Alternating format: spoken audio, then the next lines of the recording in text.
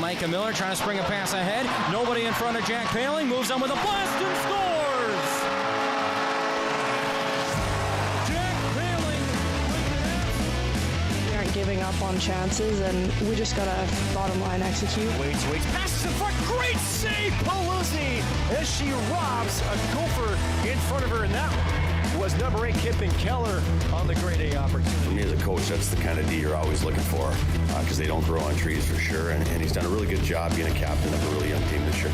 It's a really cool thing to see for them to really appreciate what I've done on and off the ice. to the far half wall. Jack Paling trying to play it into the corner. Now Paling turns, squares his body to the slot, sends it up high toward Jack. A shot makes its way through, and they score! Right along the blue line, Nick Paling was in front of the net, and St. Cloud State's got a lead here in the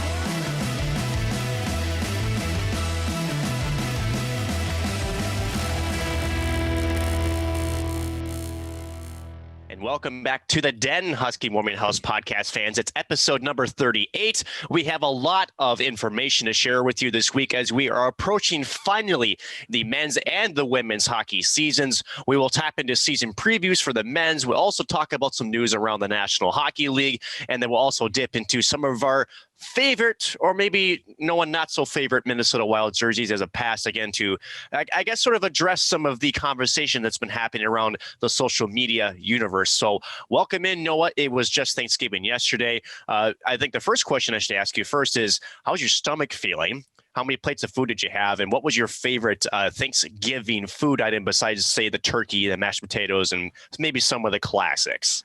First of all, that was a very awesome setup, and second of all, you're gonna hate the fact that I'm about to ruin your setup by telling you that our Thanksgiving meal is gonna happen tonight. But yeah, to give people a little bit of background, my mom is a night shift ER nurse working for Indian Health Services over in Belcourt here. And she worked last night. So she worked during the holiday. So we are having our Thanksgiving meal tonight. However, I do know what it is going to entail. So I'm very excited about that. We're going to have some Cornish game hens, mashed potatoes and corn, obviously, green bean casserole with the crunchy onions on top of it. And then we're going to top it off with some pumpkin pie. So Traditional of you. Yeah.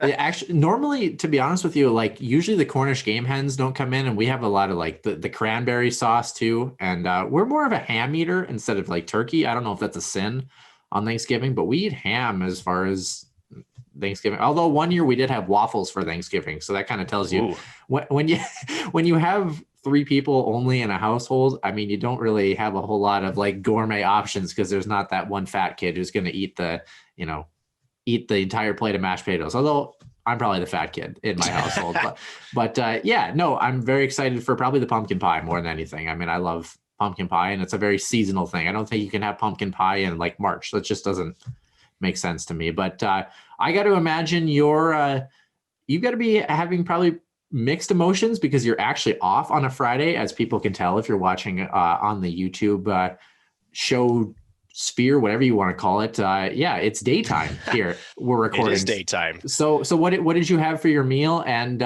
how difficult was your morning wake up this morning after having a couple of brewskis? Sure. Plenty of turkey. My mom has my grandmother's sage stuffing recipe, and it is absolutely to die for. It's really good Italian sausage in there, some celery, obviously, the big sage and the herbs. And man, I had 4 plates. Now, mind you, for those who have seen me, you would think, how can you fit 4 plates into this guy? I still don't even know. But it was definitely a slower morning this morning, just trying to give the stomach some time to digest. Plenty of corn, some good homemade rolls. And as you mentioned, we had 2 different pies. We had pumpkin pie, there was a apple cobbler pie, and then just because when it comes to pie, it's not my favorite thing in the world.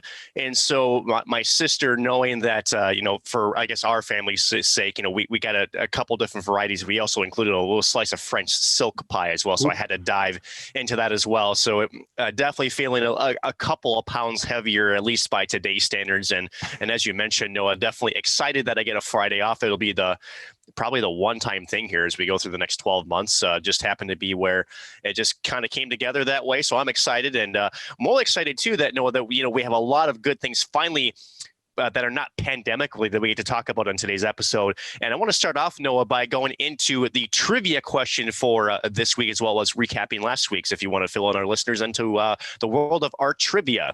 Yep. A little note on trivia too, as well. Our double minor giveaway will be next show as well. So you have a chance to earn a Huskies Warming House podcast t-shirt just for following us on Twitter. So do that and you're going to be eligible for our drawing in our next show.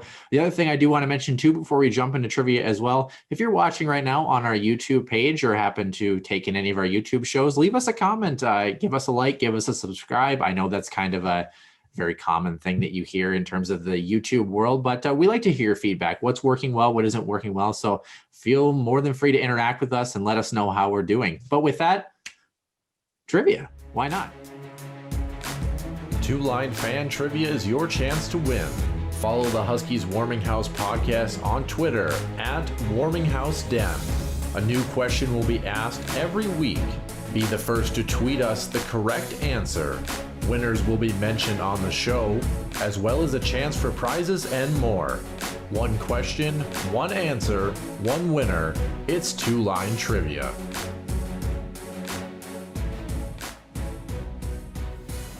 Well, after that absolutely abhorrent transition that I went through right there, Nick, we went through a transition ourselves. A couple of weeks ago, we did take a break from the show, and that's what our trivia question pertained to. We took a break that week, and shut up, man. I'm hardity hard. Do you have something to say? We went through a transition. What are you trying to tell the listeners? You know what? I've had worse Fridays, honestly. Anyway, okay. So back to the question. The Huskies Warming House podcast, that's us, in case you forgot. We started in mid-February and we continue thanks to the best fans in college hockey. That's you listeners that are listening right now. And our first ever guests were a trio of women's hockey players. Of course, the women's hockey team is in action today and tomorrow, including repeat guest McKenna Westlow, who we had on the show a couple weeks ago. Who were the other two guests in that episode, going all the way back to episode number 3? Nick, I kind of hope you know the answer to this one.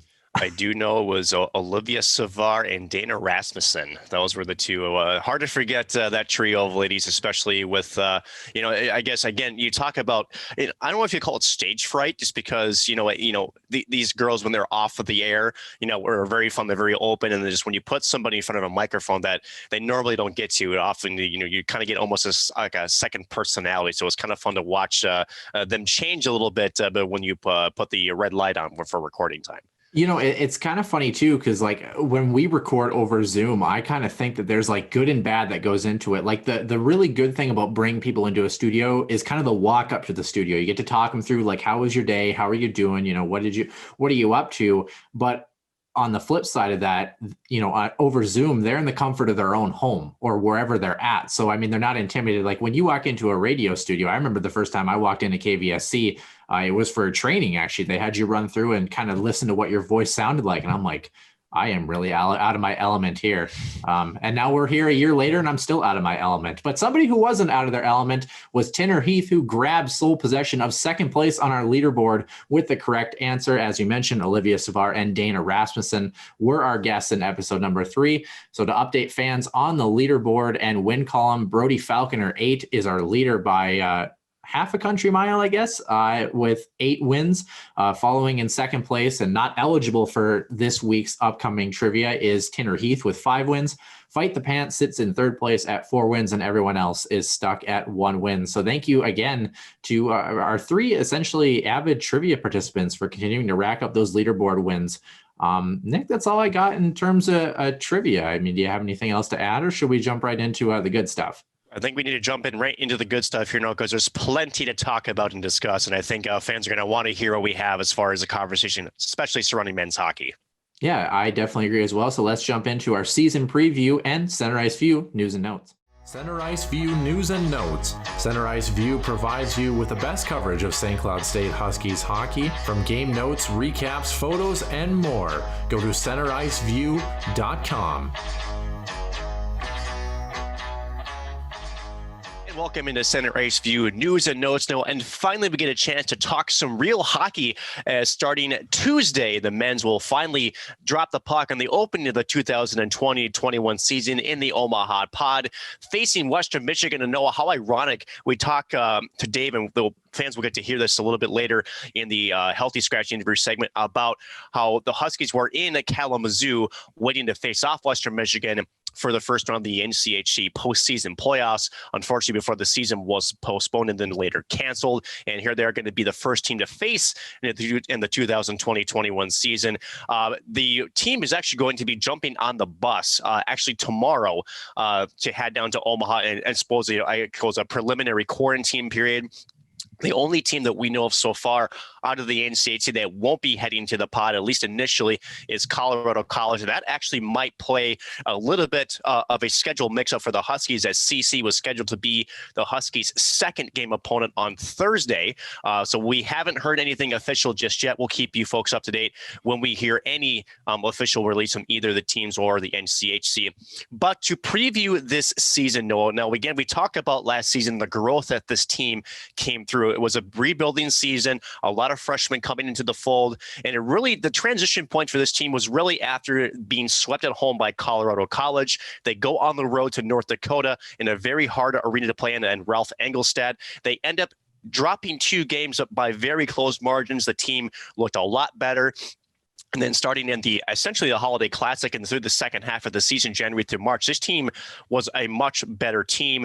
And you're going to have some of those freshman players coming through into their second sophomore seasons that are going to be better. They're going to be stronger. They're going to be obviously knowing what to expect. Now we're going into a pod situation, Noah. So again, this is still, how each player is going to adapt to this is still yet to be seen. But I think the first order of business is the NCHC had a preseason poll, and they picked St. Cloud to finish 4th in the conference. UND was the unanimous first team to finish.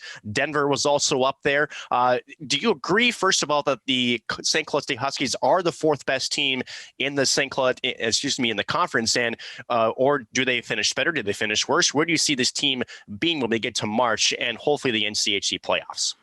I think that's a fairly accurate prediction. I would say I would go as far as, if the St. Cloud State Huskies are a top 3 team in the NCHC, whether it's first, second, third, I think that they've exceeded the expectations that this group has had. And when I say that, I don't mean it in the sense that I believe that it's going to take a mountain essentially to climb for them to get there. I definitely believe that they can be a top 3 team in the NCHC. But like you said, we have a lot of freshman players moving into their sophomore year, and then a freshman group coming in that we just haven't seen what they've been able to do. And they have a very quick transition period in which to do it. I mean, this freshman group coming in could catch lightning in a bottle. Those sophomores could find their game right away, and you could rattle off a string of wins early on in that bubble, or college hockey might get the best of them and they might struggle out of the gate. So, I mean, like you mentioned, I think the format is really going to play a big factor into where the Huskies end up. But as far as that preseason poll is concerned, I definitely believe that they're a number 3 or number 4 team for sure. A team that I feel like that middle of the pack group, right? If you're 3, 4, and 5, you're kind of that dark horse team that it's really all about what are you bringing consistently on normally a given weekend, but in this case, every other day, essentially in the pod.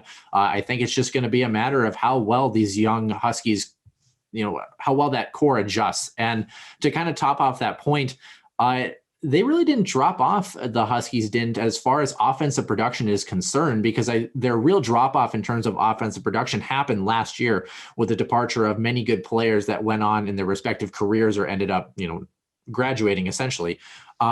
So I think that St. Cloud, really their offensive ceiling has room to improve. I don't think that they're going to regress as far as forwards are concerned in that offensive category. But the defensive core is kind of going to be a question mark for me. I think you got some really cool and really good new additions into that lineup, but you're also missing one of the best puck movers in the game and offensive players in Jack Ashawn, who signed with the Boston Bruins. So very, very interested to see where this group ends up within a week of us talking here. Now, we saw throughout the beginning of last season and how there was a lot of defensive calamities with this club, really had trouble keeping the puck out of their own net. Again, that more was to do with, and we talk about the defensive zone race, not just the two defensemen. It's also the forwards coming back and the back check, picking up the players away from the puck and helping out your goaltender. Is that really, when you talk about, as you mentioned, Jack Ashaw not being in lineup, we're missing Clark Custer. You're going to have some new faces like Seamus Donahue as well as Brady Zimmer also on the back end. Is this really going to come down to how well the Huskies can defend and then transition to offense this season for them to be successful? I think it's going to come down, in a sense, to guys who are willing to play it with a little bit of poise with the puck. I think of a guy like Nick Perbix. I mean, he's going to have to be a stud this year for the Huskies on the back end. There's no doubt about that. He's a guy that he's not afraid to carry the puck as well. And as a defenseman, I think if you have 2 or 3 defensemen, for sure your top pairing, but if you can get 3 defensemen who can do it at the college game, guys who, they can chip the puck off the glass or make a good first pass for a good zone exit, but they also have the ability to kind of look off a winger moving the puck up the ice and then just step to the middle and be able to carry the puck themselves. I think that you think about, if you're an opposing defenseman or opposing forward, well, if Tyler Anderson, and not to pick on Tyler Anderson, he's a phenomenal hockey player, but if he goes back and gets the puck and he just rims it around the boards up to his winger, well, how easy is that to read? That's when you look back and say, oh, well, St. Cloud, they're easy to create turnovers on. They're not going to be able to get out of their own zone. So I think that defensive structure is going to be very important with having a little bit of poise. I don't think it's so much defending. David Rennick's going to do his job, as well as Jackson Castro and Joey Lamoureux if they get pucks against them. I mean, and that defensive core, I think, is going to do their job boxing out. It's once you create that turnover or once you pick up that loose puck in your own end, can you be that first pass team? Can you have that killer mentality to realize we're not just trying to get the puck across our own blue line, we're getting the puck across our blue line on the attack with numbers, with speed, and especially with this group. When we talked with Dave Shyiak in today's interview, they're not the biggest group in the world. They're not a group that's going to, out-muscle guys in the corner and have to grind it out for 45 seconds in their own end. They're a team that's going to have to use their foot speed and really kind of use their evasiveness, if you will, to generate speed and attack instead of muscling it out in the corner. So I think the defensive core in that regard is going to be important, just making sure that they're picking up pucks and they're using their skill set to their advantage, which I think right now is speed and skill. We're going to touch on the goaltending situation and another little question I have for you later. But speaking of offense, because it is going to be, definitely something you're going to want to have a lot early on to just sort of set the tempo, especially in the pod. But there were a couple of players on last year's freshman squad that saw some ice time, but maybe not consistently some time. We're talking to guys like Kyler Kupka, Thomas Rocco, some other gentlemen that are going to try to find a little bit more of a consistent spot in the lineup. How important are those guys who have a little bit of time under the belt and now have a fresh sheet in front of them with some open spots in the lineup? How crucial could those players and the depth players be, not only for just the season in general, but also for a pod situation going into this, where you have had a year under Coach Larson to develop, whether it's mental, the systems? They're going to be an integral part of this lineup moving forward, aren't they?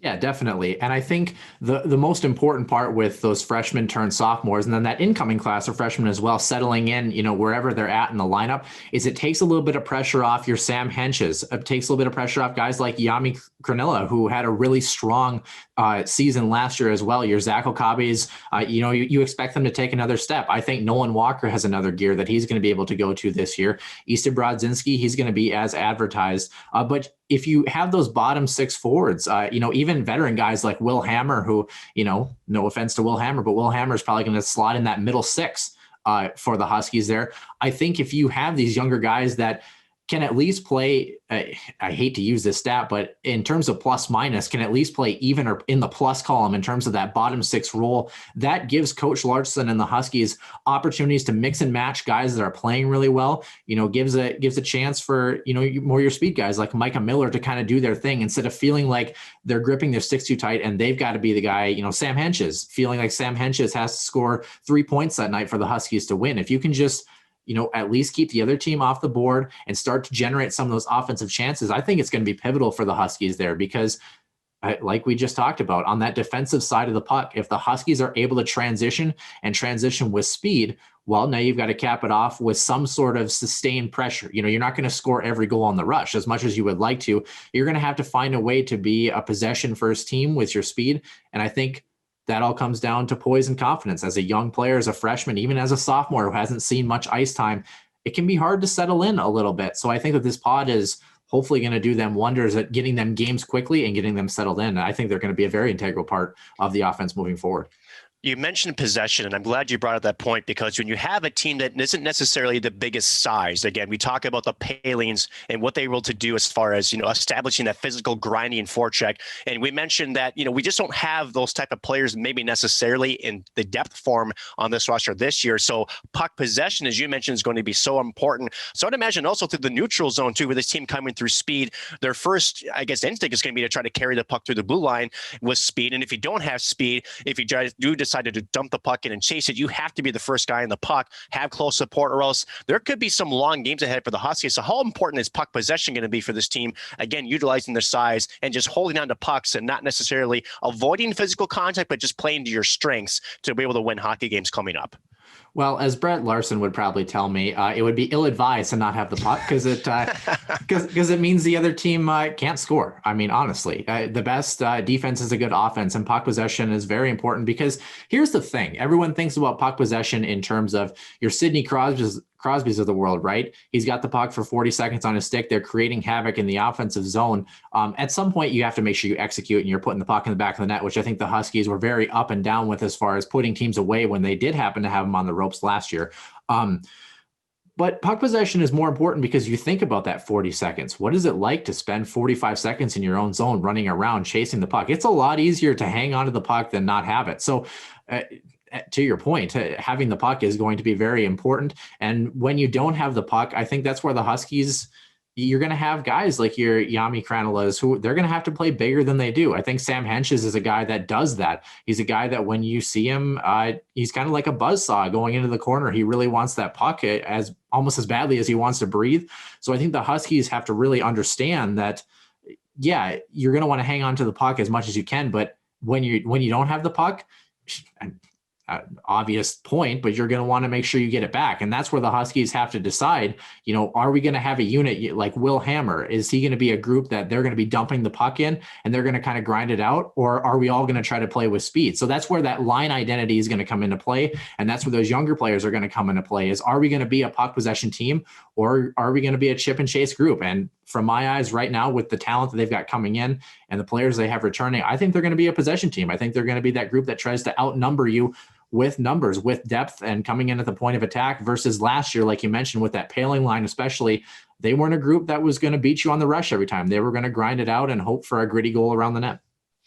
Let's talk just a couple of players offensively before we switch to goaltending. Easton Brodzinski, returning senior, led this team with 12 goals last year. Sam Henches, the second returning, with 7. He hadn't scored since December going into March last year. How important is it going to be for Easton Brodzinski, Sam Henches, guys like Micah Miller and Jami Kranila, who have found the back of the net beforehand, to really establish and get some confidence early to really put some offensive numbers up for this team? Yeah, I think Easton Brodzinski, senior season, getting a chance to play hockey where a lot of college hockey players and a lot of seniors aren't getting a chance to play college hockey right now. So I think for him, that's got to be a good motivator. I expect a little bit more out of him, honestly. I thought he had a decent season. He led the team in points with 28 last year, but I think he can at least eclipse that 30-point mark and maybe even 35 points. I think he's got it in him. Sam Henches, boy, is that guy due. Holy smokes. We saw him in Duluth. I mean, he was all around the net, but sometimes it just goes like that, especially when you're coming back from injury. He's due. He's definitely due. I think Sam Henches is going to have an otherworldly season if everybody stays healthy and the season goes as it's planned. And he's a guy that, for me, he's a spark plug guy. I see him 10 games in 20 days, and I don't see him slowing down one bit. I mean, he brings that energy and has that extra gear. I mean, there's a reason he's a draft pick of the Minnesota Wild. He has that extra gear that he's going to bring to this lineup. You mentioned Jami Kranila. The guy that I'm actually really looking toward right now, to be honest with you, is another guy in that group along with Sam Henches, and that's Nolan Walker, who we had on the show in the middle of the summer. And you and I have kind of talked about this in the show a little bit. I kind of maybe liken him a little bit to maybe Joel Eriksson-Ek or maybe Mikko Koivu. He's not that flashy offensive producer. He's kind of more that two-way 200-foot player.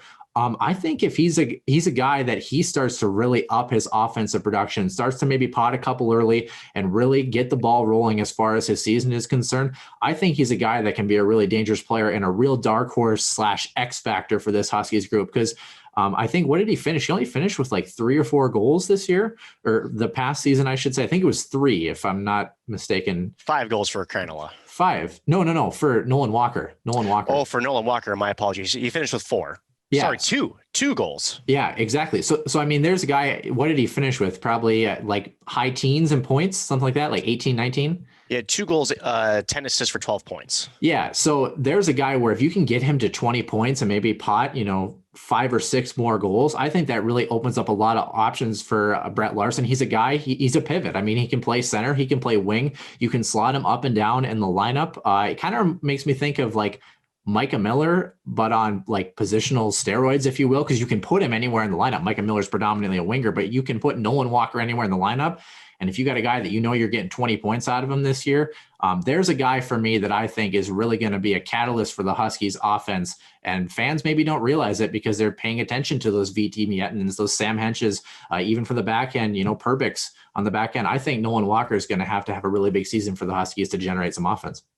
Let's go into the goaltending aspect because you mentioned health and depth. And going into the pod, we talk about the difference in the scheduling, right? 4 games in the first 6 days going into the pod. And you talk about, in an NHL squad, you're running the hot goaltender. And I know that we'll be talking to Dave Shyiak about, what he plans on doing, or at least they think they will be doing going into the pod with the Huskies goaltender. But no, I want to put you in the head coach's box here for a second because, this is going to be a lot about staying fresh, staying healthy, and more importantly, staying energetic, especially in between the pipes. And if you are Brett Larson, if you're the coaching staff, are you riding a goaltender that's hot? Are you rotating to keep everybody healthy? How are you approaching the goaltending position going into the Omaha pod? The only envisionment I have in my head is that scene in Miracle where they get done at Madison Square Garden and he goes, "That's my net, man. You can't take that away from me." And, he goes, "They just scored 10 goals, Jim. Right now it's anybody's net." Obviously, David Rennick, isn't a leaky sponge or leaky Swiss cheese like Jim Craig was in that game. But that's how I envision it right now. I imagine Brett Larson and David Rennick kind of having this conversation and saying, "David, it's your net until you want to give it up." So I think David Rennick is the guy right now. And I think for David to not relinquish the torch, one, he's got to stay healthy, like we mentioned. But I think it's his net until he kind of proves otherwise. I think he's earned that. I think he's shown us that, especially in the second half of the season and even the first half of last year when he kind of really had to carry the boat a little bit for this team that was very up and down with a very young group. I think he's a guy that maybe took a little more flack last year than he really deserved because he kept the Huskies in a lot of close hockey games and gave them a chance to win.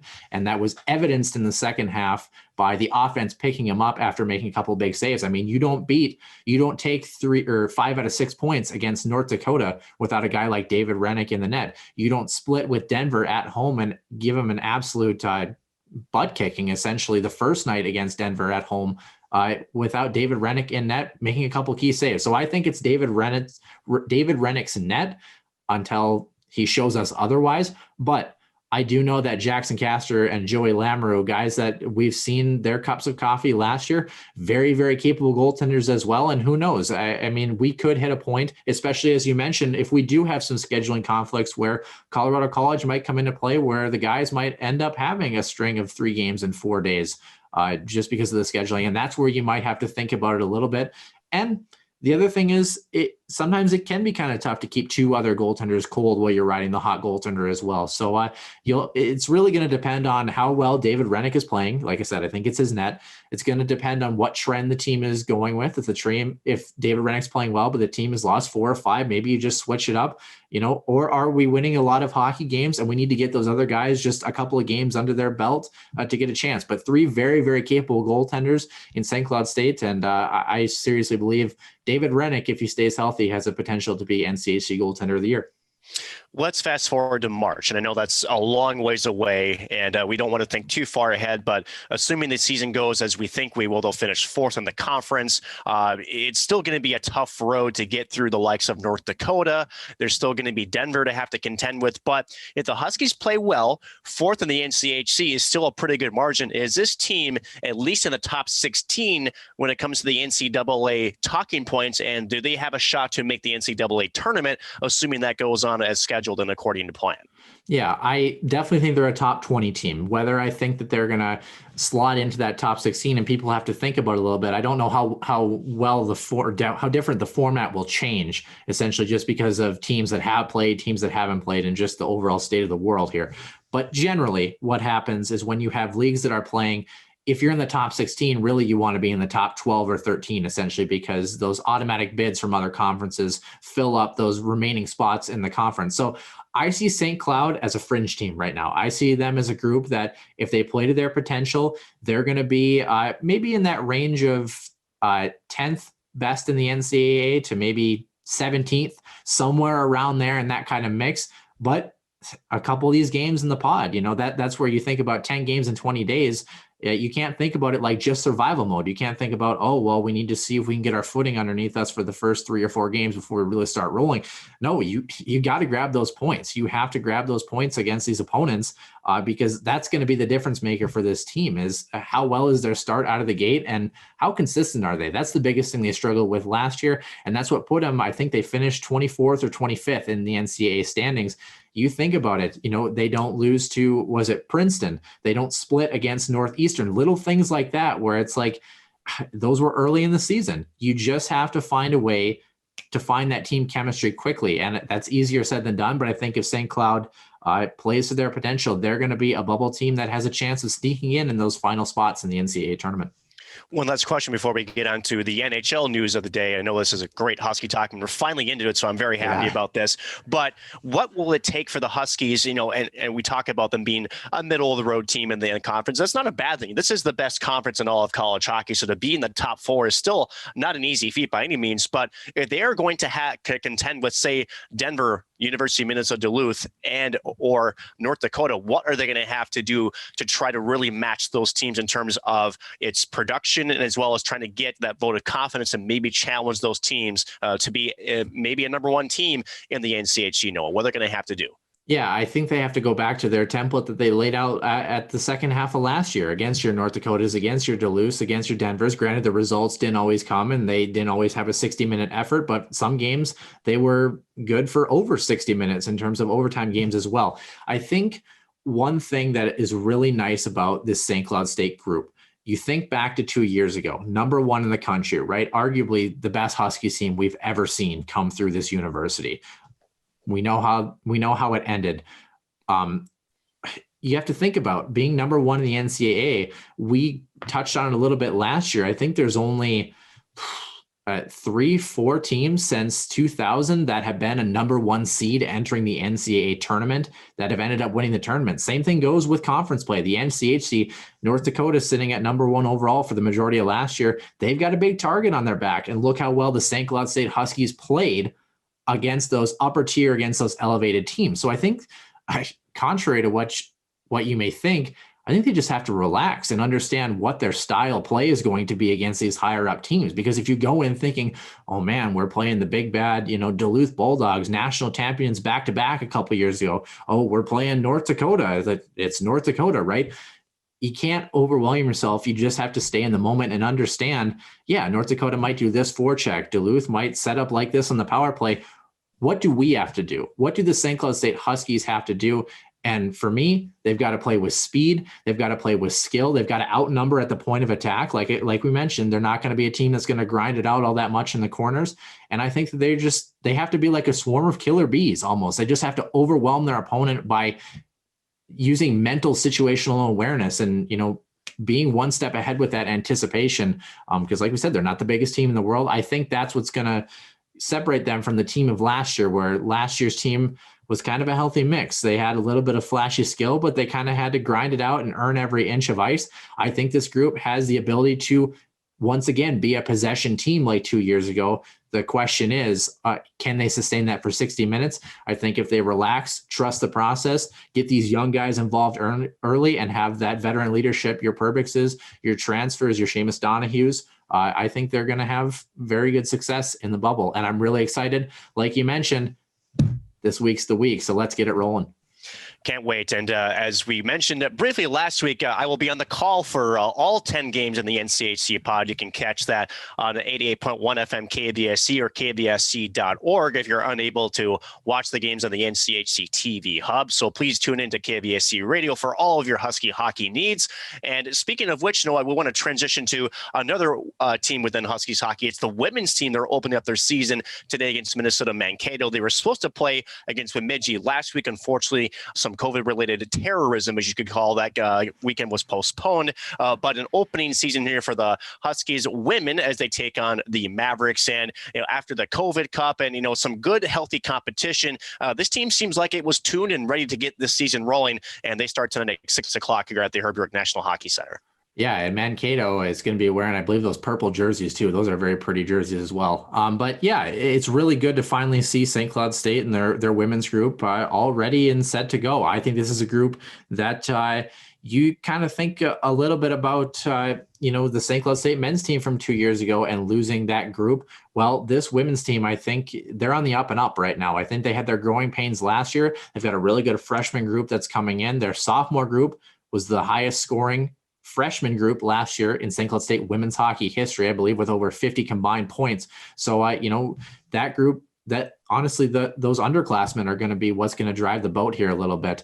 You think about, you lost your Rachel Herzogs, you lost your Abby Thiessen on the back end, Janine Alder and net, although Emma Paluzny and goaltending company are going to be very capable in the net there. And the real big one that you lost up front is Hallie Theodosopoulos at that forward position. So, but like we just mentioned, you have 7 incoming freshmen and then 1 transfer from Ohio State coming in Abby Scribner as a sophomore. So I think this group is going to surprise a lot of people. They were picked set to finish 7th out of 8 teams in the WCHA with the addition of St. Thomas this year. I think they're going to finish higher than that. I think they're a group that, not to continue on the trend of 4th in the conference, but I think that they have the ability to get there. They have the goaltending. They're starting to see that offensive production. They have, a freshman forward in Emma Gentry, who absolutely lit up her U19 competition last year, who hopefully is going to adjust very well. And, they did lose some good players last year, but I don't think they lost the amount of volume that we saw from the men's team last year and what they lost starting the season last year. I think that there's a lot of good players that are returning for the St. Cloud State women's hockey team. And honestly, I expect them to surprise a lot of people, but really it starts, with especially a condensed schedule and dropping those 2 games last weekend that they were supposed to have against Bemidji. The biggest question mark that we saw from this group last year was consistency. Can they put together that effort that we've seen against good teams like Minnesota, good teams like Wisconsin, where they've had flashes of brilliance, where they played good for a period or two? Can they sustain that for 60 minutes? And then when they do that, can they bring that same amount of energy to those teams in the middle of the pack, your Duluth, your Mankato's, your Bemidji's, because you can't play to the level of your opponent. At the end of the day, you have to go in. It's almost a flip of the men's team, where the men's team, I'm asking them to stay relaxed and just kind of be composed. The women's team kind of has to be wheels up a little bit and treat every game like you're playing Minnesota in the national championship game, and give me that consistent effort for 60 minutes and do it for 2 nights every weekend. And I think if they do that, they're going to be a group that's going to surprise a lot of people in the WCHA. I agree with you there, and certainly we love to follow the women's action throughout the season. Again, in the highly contested WCHA conference. Again, good luck to the ladies. And I do agree with you. I think that they are going to be higher than 7th. I do see them as a 4 or 5 team. Again, consistency is going to be the name of the game, and I think early confidence too would be a significant boost to that club if they're able to get some wins early on. No, I think as well, just to try to give them some footing.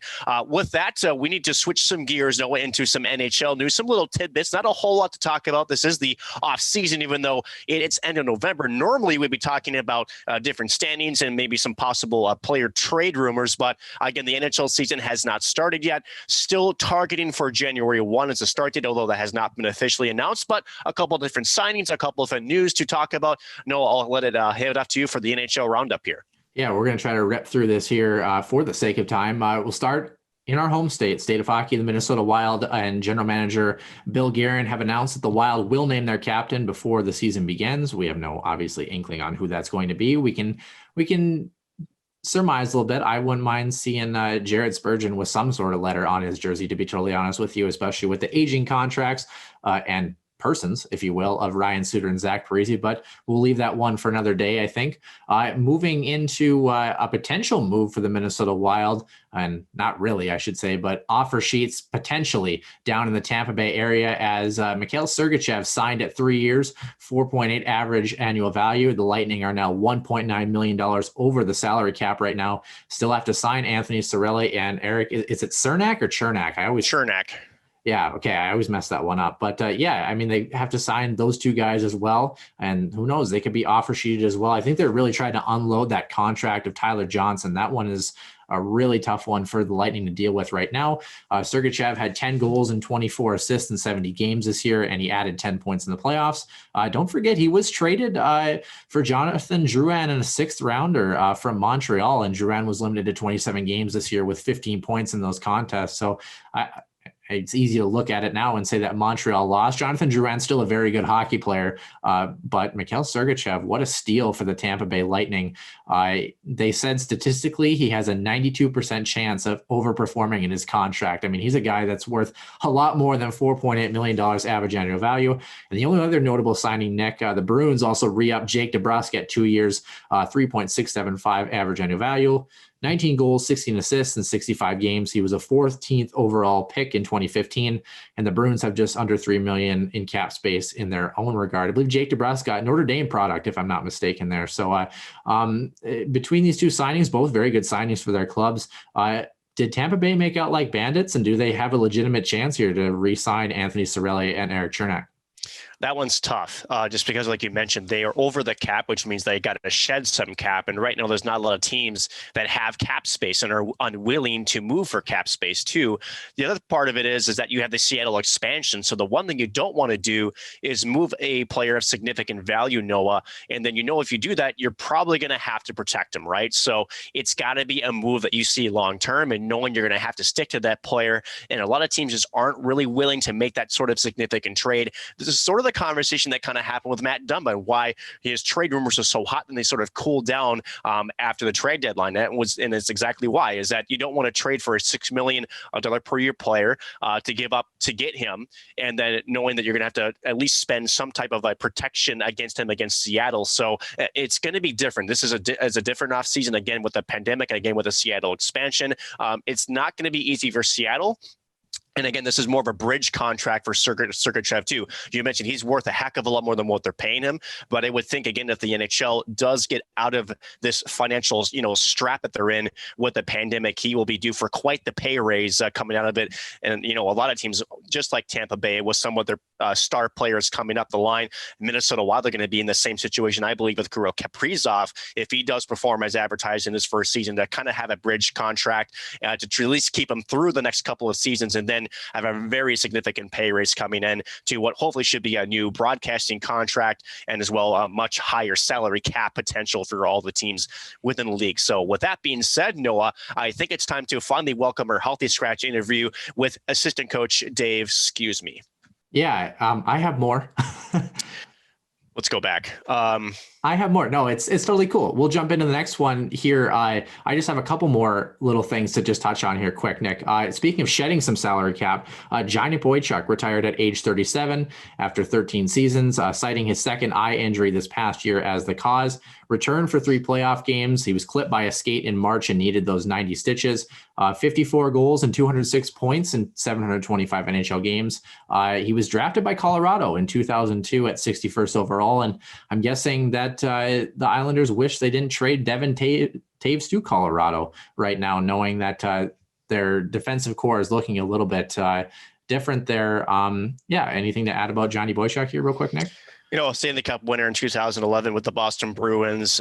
Again, just a very physical presence in the blue line. He was a hard-nosed guy, could block a lot of shots. So he was a fearless defender. Again, not the greatest offensive threat, but certainly was a very capable defensive presence in the defensive zone, and certainly going to be missed by the Islanders. He was an anchor for that blue line last year for the New York Islanders. Absolutely. Only 3 more quick little topics here to get to in Center SU News and Notes. Fred Sasakamoose died of complications from COVID at age 86 this past week. If you don't know who he was one of the first Indigenous players to play in the National Hockey League, played in 11 games with the Chicago Blackhawks in 1953. In 1962, he became one of the founding members of the Northern Indian Hockey League. He was inducted into the Saskatchewan Sports Hall of Fame in 2007, and he's also previously served on the NHL Diversity Task Force. He was awaiting his test results when he passed away of complications. So our condolences to the family. And it's kind of sad to me, I guess, a little bit, knowing that, like, especially as an American, you don't hear about guys like this quite a bit, as you would in Canada. So I think it's really important around, especially you look at the Diversity Alliance, essentially the Hockey Diversity Alliance, severing their ties with the National Hockey League. This is part of that concept a little bit too, is understanding, let's get that exposure of who these notable people were in hockey history, beyond their regionality and beyond essentially Canada, if you will. I guess that's just my 2 cents on it, but obviously very disappointed to hear about that passing. But 86, long time to live and a long time to make a difference in the game of hockey. Speaking of a different change in the game of hockey, and the Chicago Blackhawks as well, they made history by naming former U.S. Olympian Kendall Coyne Schofield as their player development coach and youth hockey growth specialist on Monday. She is the first woman to occupy the former role for her club. And moving into women's hockey too, the National Women's Hockey League will play this year's season in a bubble at Herbrooks Arena in Lake Placid, New York. Kind of an interesting setup here, Nick. Each of the league's 6 teams, they'll play a 5-game regular season schedule comprised of 1 game against every other team. And then a playoff round will then determine which teams qualify for the Isabel Cup semifinals, which will be decided in single game format. That final will take place on February 5th. Their full salaries are going to be paid. Of course, the arena was named after Herb Brooks in 2005 after he passed away in 2003. And for those who do not remember, Lake Placid is the site of the 1980 Olympic Miracle on Ice. Kind of an interesting little tidbit as far as that regular season is concerned. It's not really much of makes me think of the play-in round, or essentially, for the National Hockey League. Anything to kind of add about what you just heard there, Nick? Not really. I mean, it's disappointing that, you talk about the financial impact that COVID is having in sports, and certainly with the Women's Hockey League, they've struggled financially to really kind of get a solid concrete footing down. And, it sounds short, it really does, but unfortunately, this is really all they were able to come up with. People forget that for the NHL, it cost them, hundreds of, almost $100 million to put on the pod, and that's just straight expense out of the league. So even just to have a season was an extra expense for the NHL to have it. So for the NWHL to even have the money to create this sort of bubble, to create a shortened season, is still a good sign. I mean, it's certainly not the season anybody would like as far as the length is concerned, but they're paying their salaries. They're going to have everybody at least safe, in a confined space with the bubble, and they'll be able to play what they can inside, as you mentioned, Herb Brooks Arena in Lake Placid, New York. So I'm glad to see that they're having this season. Again, it could easily be worse and could be canceled. We could have things pushed off. So they're doing what they can amidst the circumstances, and I'm happy that we're going to see some NWHL hockey here coming up in the next couple of months. Yeah, the teams will arrive in a staggered fashion on January 21st and 22nd and begin play on January 23rd. Speaking of arriving places, in our last little quick tidbit here, Nick, Braden Holtby finally made it through the U.S.-Canada border. He was stuck for a few days at the border with his 2 pet tortoises, based on the U.S. Fish and Wildlife Service, which my dad actually works for, helping him out a little bit. The couple, they basically, him and his wife, Brandy, hadn't realized that they needed to file export papers for those creatures in addition to the import documents moving into Canada. Of course, Braden Holtby signing a 2-year deal with the Vancouver Canucks. Do you get a chance to see the picture of those tortoises? I did. One of my friends called him. He goes, "Yeah, do you see those tortoises?" I'm like, "They're not like tortilla shells. They're tortoises, not tortoises." I mean, maybe I'm wrong. I was like, tortoises. No, tortoises. Tortoises, yeah. It's funny how something as small as that can delay. You could call getting across the border, kind of thing. But it sounds like, again, the picture that everybody saw from, I believe it was Braden Holtby's wife, was when they finally got through the border to their home, and they had them out, looks like to be on the floor and enjoying themselves out of their cages, and looks like everybody's safe and sound. So sounds like it got figured out pretty quick, which is good. And can you imagine being an NHL guy at the border going, "You're really going to stop me because I have 2 turtles"? I mean, come on, man. So I don't know, but fun to see. It's a lighter side of sports that I wish we could see more of. We haven't seen a stop like that of Braden Holtby since he robbed Alex Tuck a couple years ago. But yeah, those tortoises too, I mean, they live like 40, 50 years. I mean, that like if you plan on getting a turtle or a tortoise, as a pet, like it's not a dog. It doesn't potentially pass away within the next decade or two. I mean, like, they live a long time, and those things, The male, that was a big tortoise. Anyway, let's move on to bigger and better things for the Huskies Warming House podcast here. We did have a repeat guest on this week, assistant coach Dave Shyiak of the men's hockey team. Dave, fun to sit down with as always, lives about an hour from where I'm at currently in my hometown. Nick, what can the fans expect from Dave here? So we're going to talk to Dave a little bit about the NCHC pod, some of the protocols that they are going to be enduring and have endured for the last couple of days, as well as get some updates on some of the things to expect from the team inside the pod once they get there. Again, scheduled to leave tomorrow, tomorrow being Saturday, as we're recording this on Friday. And a little bit more of maybe his fun food and maybe a secret family recipe that he will give us a little bit of a hint to coming up. Again, this is assistant coach Dave Shyiak. With a new guest joining every week, it's a lineup chock full of players, coaches, fans, and more. This week's special guest is the Healthy Scratch.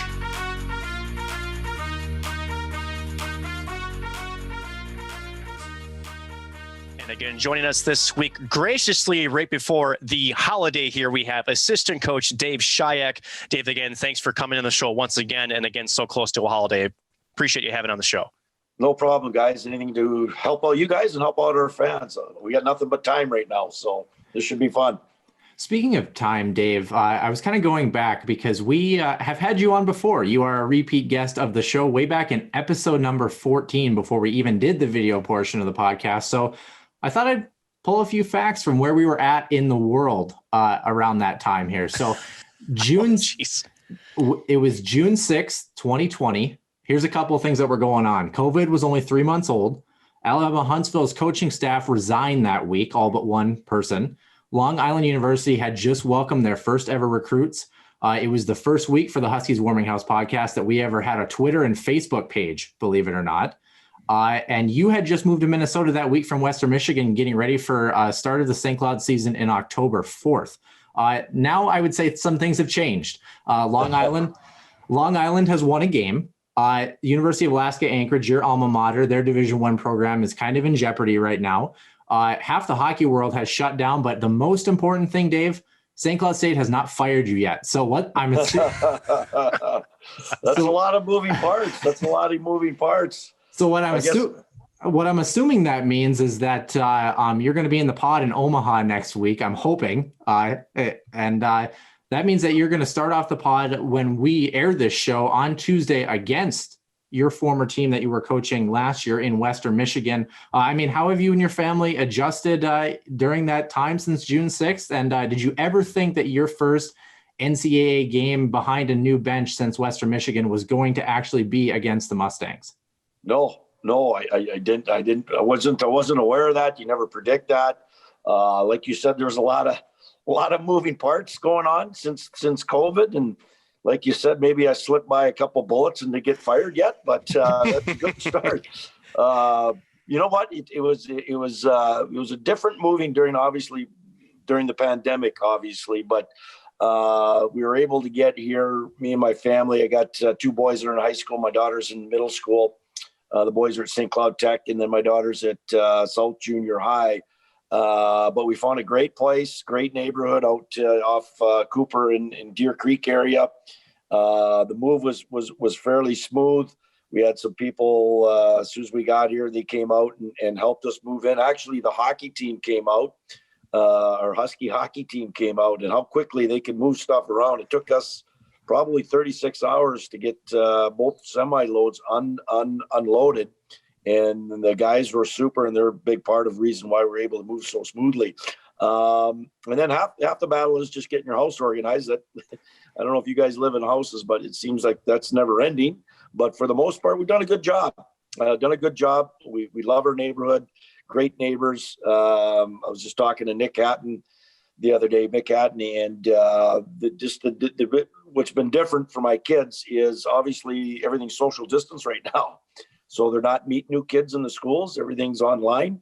My boys are able to, they've met some guys on the hockey team, St. Cloud Tech. So that's been nice, but everything's been good. And then going to work every single day has been great. We got a great bunch of kids, great coaching staff.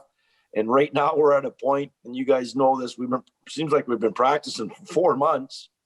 And these guys are gung-ho right now and energized and motivated to play that first game December 1st against Western, which will be a little bit weird, like you said. But as I've told everybody, once you drop the puck, game on.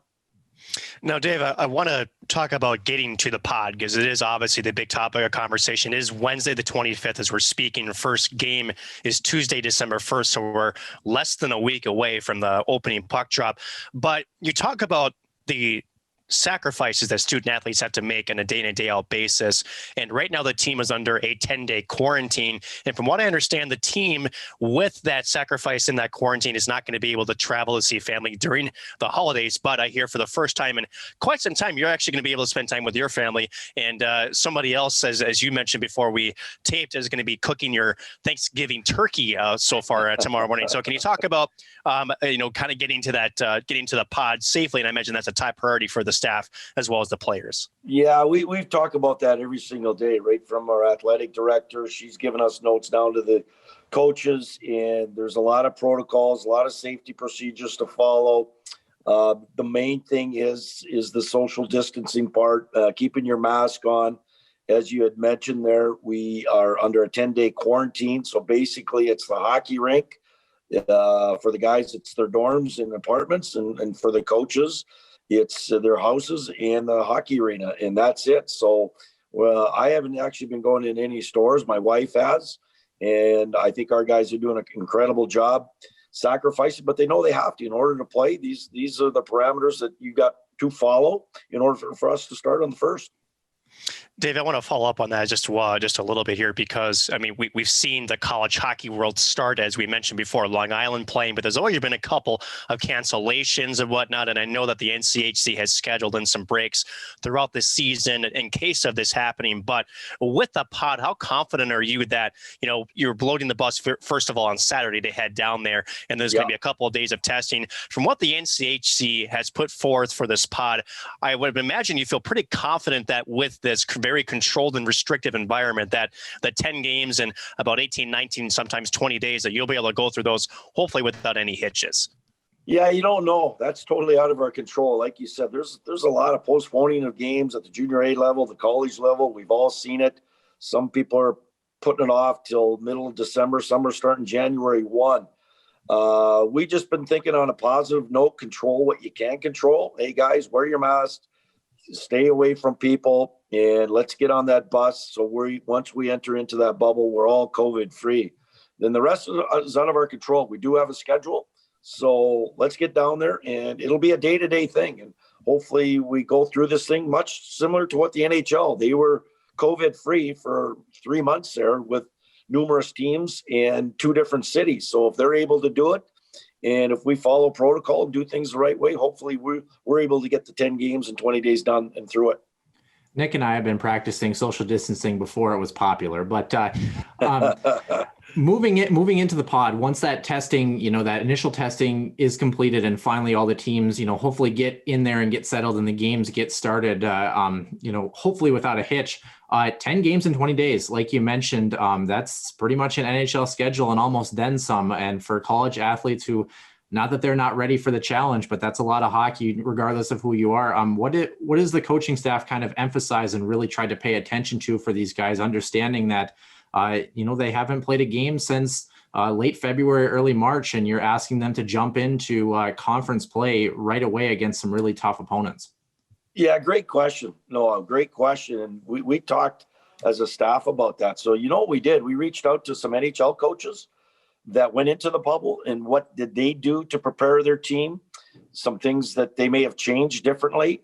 And the one constant, or I should say there's more than one constant thing. I mean, rest is critical. Nutrition is critical, and keeping your body busy. You don't want to be sitting around being a lounge lizard or in your hotel room the whole time. And lastly is getting your team together on the days off at night and just having fun, enjoying it. Those were the big things. And then from a different part of it, the mental side of it, because you heard about bubble fatigue, but get through that bubble fatigue, I think a big part of it is just like I said, stay busy, stay focused, have some fun with your buddies, Don't get cropped up in a room all by yourself, because that's when you create that fatigue and then your performance goes down. So we want guys to enjoy it. That's been our message. There's not many programs in the country that are going to go down and play this many games. And we use the word gratitude. Let's be thankful. Let's show some gratitude that we are playing some hockey, and it should be a fun environment for it. This might be kind of a silly question on top of that, Dave, but we read in the press release when the NCHC first announced the pod concept, and they talked about the University of Nebraska Omaha. Their academic advisory team essentially was going to make sure that students were on their game as far as academics are concerned. Is there anything in place from the coaching staff to kind of make sure that there's focus where, maybe you have an hour a week where you get out of your room and you have a study time together if guys are in the same classes? Or like, how do you put some emphasis on academics as well? Because everybody thinks, oh, it's great that NCHC hockey is back, but we also have to remember these guys are going to be pushing into finals week and virtually as well for St. Cloud State in terms of their academics. Yeah, another great question. And obviously academics we take real seriously. So we have a plan for that, obviously. There'll be some downtime there, and it is leading up to exams like you had mentioned. So we're having everybody do a mandatory study hall on our days off. So we'll get everybody together in a social distance manner, but it's strictly academics, and they're all together, and it should help. Obviously they're together, they're having a little bit of fun with it, but they're putting their studies ahead and preparing for their exams accordingly. So it's another way of them getting together, but it's also, we'll probably have 2, sometimes 3 days off per week out of that 20 days. And during those 2 or 3 days, they're going to be able to do their academics in a controlled manner. Dave, and they've also communicated with their professors too, so they know what's going on. If there's anything, we prepared probably a month and a half ago. Hey, we're going in this bubble. Is there anything we could do ahead of time to alleviate the workload once we get there? Dave, sorry, I didn't mean to cut you off there. No problem at all. But, we talk about the impact of how the players are going to approach the bubble, but as a coach, I know for at least at the collegiate level, this is a different animal altogether that, you're having to face. But as a coaching staff, I guess, what sort of the things that you're planning for this pod that maybe you haven't prepared for in the past? And I guess, are you approaching this a little bit differently than you normally would? Because, a normal collegiate schedule, you get Friday, Saturday games, and then you get the week off to prepare, you get to rest. Or now it's going to be boom, boom, boom, constant game in and game out. As a coaching staff, how are you approaching this pod differently than you would as a normal NCAA season? Yeah, you don't want to leave any stone unturned. So right now we're downloading all the videos we need to bring. The toughest part, I'll get back to that, is what to bring on this trip, what to bring. And it goes, what does the equipment manager bring? What does the trainer bring? What did we as coaches bring? What does our hockey ops bring? There's a lot of planning, because it's 21 days, as you had mentioned.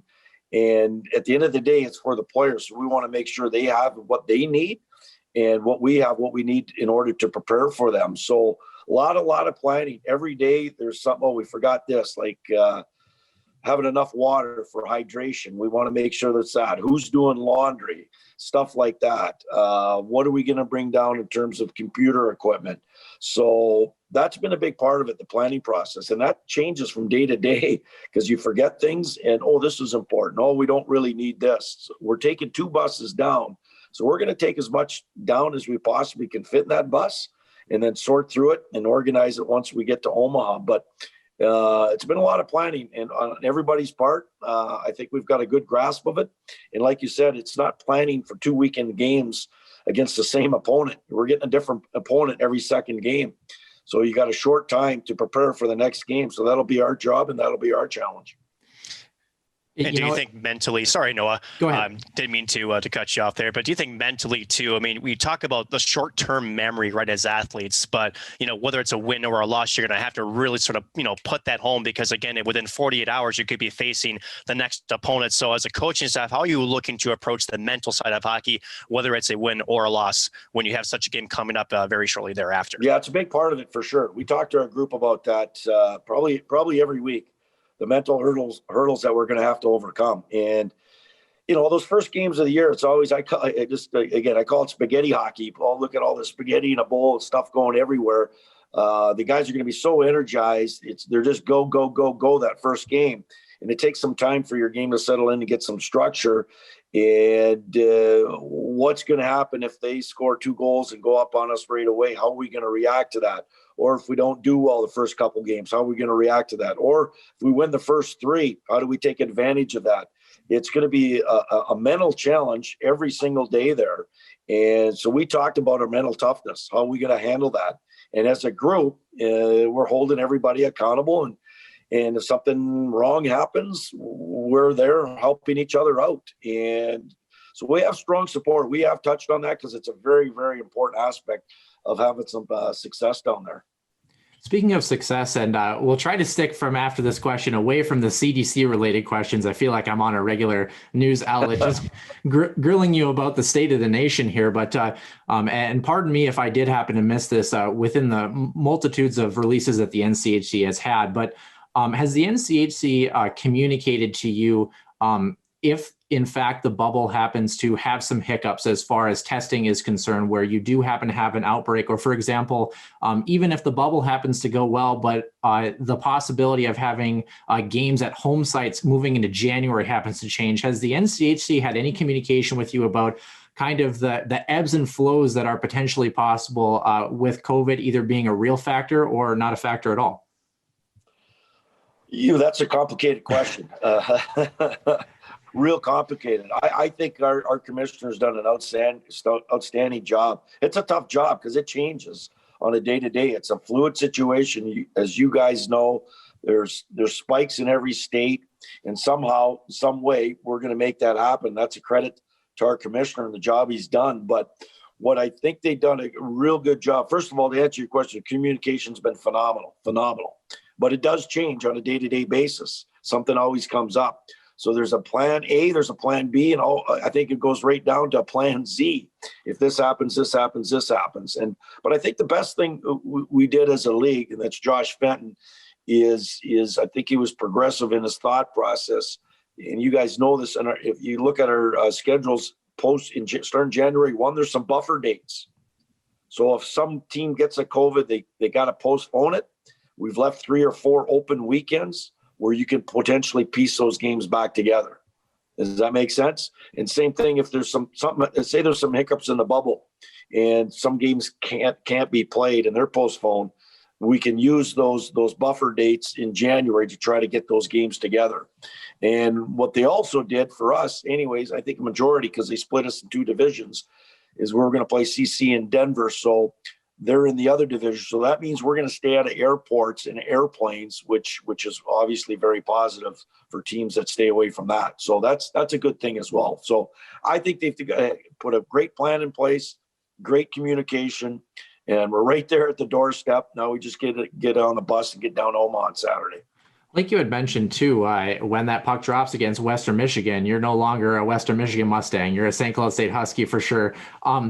But kind of giving us that outside but yet insider perspective during your time at Western Michigan, when the Huskies are coming to town and you're headed to the Herb Brooks National Hockey Center, guys, maybe throughout your years that you were there, but especially guys on this team, I mean, who did you have circled on that lineup card for St. Cloud State every night? I mean, who are the guys that really stood out for you as a coach at Western Michigan? And then once you finally got here and got to see those guys, under a microscope, essentially every day in and day out, I mean, are there guys that you feel are poised to have a breakout season, or guys that you are like, wow, I knew this kid was good, but he's even better than we had imagined now that I get to see him every single day and his work ethic?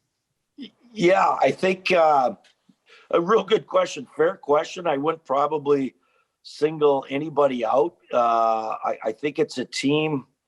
As a new guy coming in, and I said this to the guys the other day, the first thing that I observed and felt was the buy-in in the culture. I think it's real here.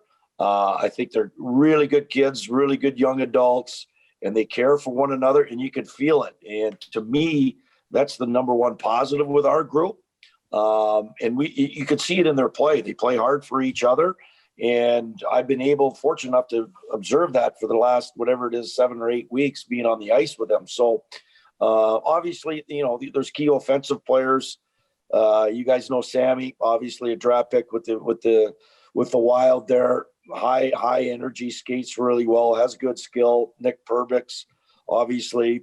Walker, obviously, is another offensive threat. Yami Kronola's taken another step. But again, it's hard to evaluate that till you put some real bullets in the gun. They look real good right now. And we're positive they can bring that and translate that into a real game once we start in the first year. Dave, I want to follow up with a little bit of the team's identity because, speaking of Manhattan, I know that Coach Larson had essentially said that we're going to have to rely on our speed to be effective this season. And I want to talk about maybe a loss potentially for the St. Cloud State in terms of, what Nick and Jack Paling brought to this lineup. They weren't the most flashy players, but they were the guys that got it in the forecheck. They were hard-nosed to the puck and were able to kind of control a forecheck, right?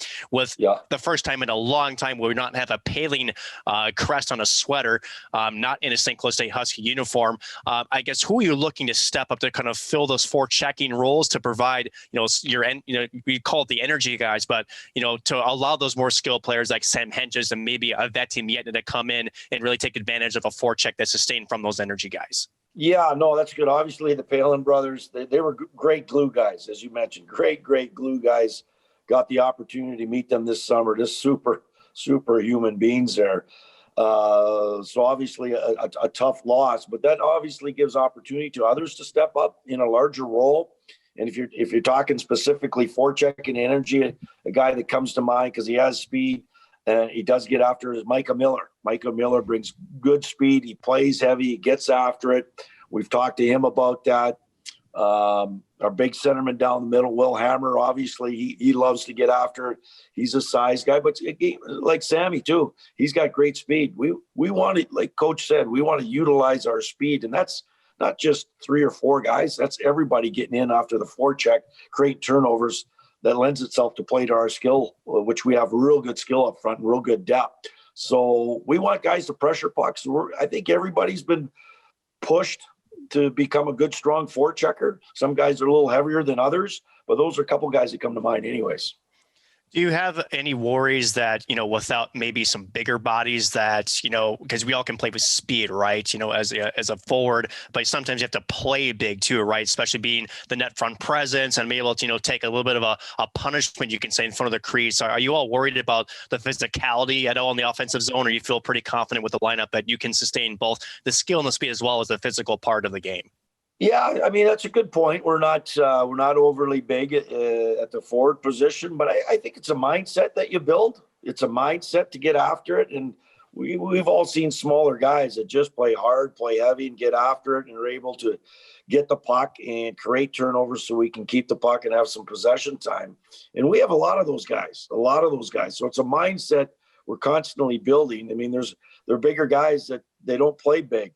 So we have to take advantage of with our speed and be first on pucks and be a little bit quicker and spin off guys, get to the net, create some traffic and havoc in front of the net. So that's a mindset. We're constantly on them every single day, and our guys are doing a great job of that. So no matter your size, I just think you got to be able to build that mindset to go to those areas that you need to go to in order to have success.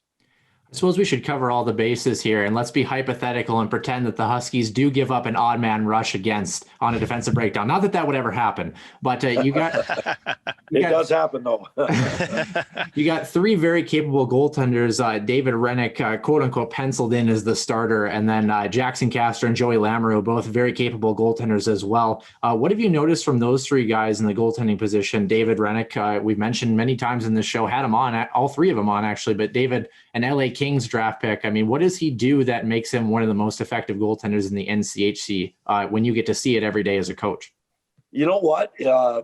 Goaltending, that's actually been our most consistent position from day one up until now. Those guys compete. They show up every day at work. I know obviously David has logged a lot of minutes, but I can only see what I see on a day-to-day basis. And they're highly competitive. They support one another. We've got 3 goalies that are pushing for competition and starts. Obviously, David's carried the load last year, and your question was what it is with him. I actually think he's taken another step. I was talking the other day what I did prior to coming in here. I watched all the games in the second half of last year just to get a feel of what this team has. And I actually think David has improved from last year. He's stronger. He's confident. And you talk about the mental side. He really studied, because that's such a mental game for the goaltenders. He's prepared himself mentally for this season. And he's looked great in practice. And same thing with Lamoureux and Castor. They look big. They look confident. They fill the net. They're moving well. They're not giving up much. We've had, 4 or 5 scrimmages now. And I think we've only scored more than 1 goal once. And it's been a credit to our goaltenders. They've done a real good job of keeping pucks out of the net. And they've created some competition, those two, for David for some starts. But that's a nice position to have good depth in. And we're hoping that leads to success down the road for us. So like we mentioned, your first game behind the St. Cloud State bench in less than a week. We had Nick Oliver on, the other assistant coach for St. Cloud State, on last week. And then, of course, we had Brett Larson on way back in episode number 12, hoping to have him on again. You end up getting hired at St. Cloud State. You make the transition, you make the move. I mean, were there any nerves kind of the first day you walked into the room, met that coaching staff? And I mean, like, how have Brett and Nick, as well as the players and the other coaching and equipment staff, kind of helped you settle in here as well? Because, I mean, everyone thinks, oh, well, it's just transition, it's just college hockey. It's got to be a seamless transition for a guy like that. But how was that process, and how helpful was Brett Larson and Nick Oliver through that transition for you? Oh, like I said all along, great people. I've known Lars for a while. It's one of the reasons why I took the job. He's done a heck of a job here and is leading the right way and developing this culture. So, and Ollie, I just got to know, obviously, and it's funny. Normally, and you guys know this, in the month of September and end of August, we're recruiting heavy. So you're on the road a lot. But for me to be here as a new guy coming in, I've got to spend time with them every single day. And whether it's going out for lunch or doing this and that, we've had a couple coaching retreats, just great coaches, great people. And they made me feel real welcome. Nick Tomczak, obviously a hockey ops guy. I actually taught him at Northern Michigan years ago. So I knew him as a student. So it tells you how old I am a little bit. But then meeting the rest of the coaching staff. Maya does a great job with equipment. And we've got Brian, who was the trainer there. Just all good people. They're all in it for the right reasons and building a wonderful culture. And they've made me feel real welcome. I want to go back to the goaltending thing a little bit, just only because you talk about the schedule, and is there a plan in the pod because you have so many games and so many days? Do you plan to ride a hot goaltender, or is there maybe a coaching a strategy to maybe rotate some goaltenders to keep them fresh during the pod to make sure you always have a high energy guy in net between the pipes? Yeah, good, fair question. I can't answer that right now. I think we'll go in. Our sole concentration right now is that December 1st game against Western. We'll go in there. We'll have our starting lineup. We'll evaluate it and then see how we're going to do that with the next game. So, and David carried most of the load, but these other guys are pushing him. And I can't tell you one way or the other if David's going to play them all or play 10 of them, and we're going to split them up.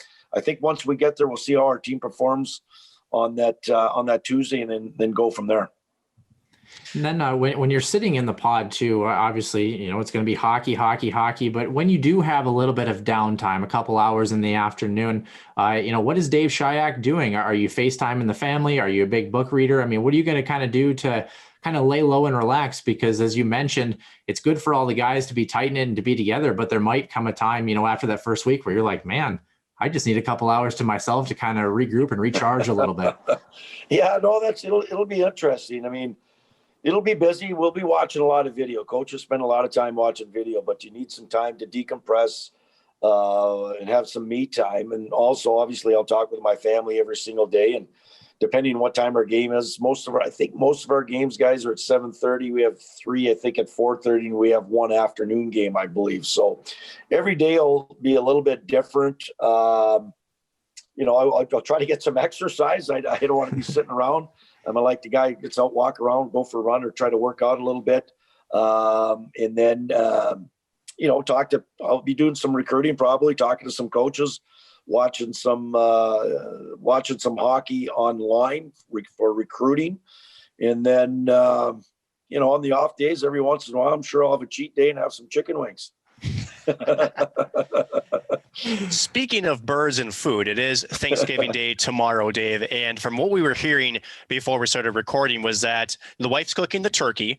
A couple questions for you. Number one, you said that you are in charge of the mashed potatoes, and I hear that that's your specialty. No one makes the best, but what makes Dave Shyak's mashed potatoes the potatoes that everybody must try? What's the secret ingredient? And then are you a white or a dark meat person for turkey? And I guess third question, a very long one, is what's your favorite food besides the turkey and the mashed potatoes for Thanksgiving? Is there a special side you like to make or special dessert? What is on the table menu here for Dave Shyak's Thanksgiving? That's a lot of questions, and I'll try. It is, yes. So I'll give you one secret ingredient for the mashed potatoes is and you won't find it here in the U.S. My wife's from Brazil, so she brings over a special garlic salt and mixes it. So I got this special garlic salt. It's got some pop to it. So I mix that in with the mashed potatoes, and I do some other things too, and sour cream and bacon and all that other stuff. But really, really good. Even when my kids like it, you know it's really good. I would say the turkey, I like both white and dark. Doesn't matter. I grew up with both. I like turkey. I like poultry. I like any kinds of meat. And then obviously you got all the fixings to go with it. But I think to top it off at the end of the day, guys, you got your turkey, you got your mashed potatoes, you got all the sides, is the pumpkin pie. I'm a pumpkin pie guy. And then you finish that off with a good glass of wine and you call it a night. So that's what I love. I love that.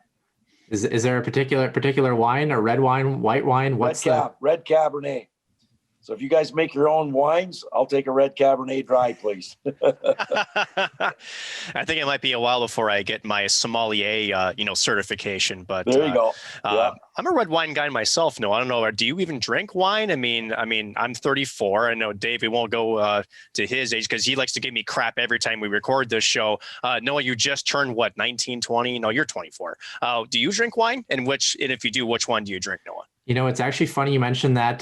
By the time listeners are listening to the show, it will actually be my birthday the week that they are actually listening. So interesting. All right. Happy birthday. Yeah. 24. Thank you very much. But we actually have this Riesling that we have at our house that you can just get it in the corner store. That's 5 minutes or whatever from the house. And I don't know. It's a hot wine. Everybody's drinking that, I heard. Yeah. Yes. So I don't mind it. It's from, I was going to say it's from California, but I guess what wine really isn't from California that's from the States, to be honest with you.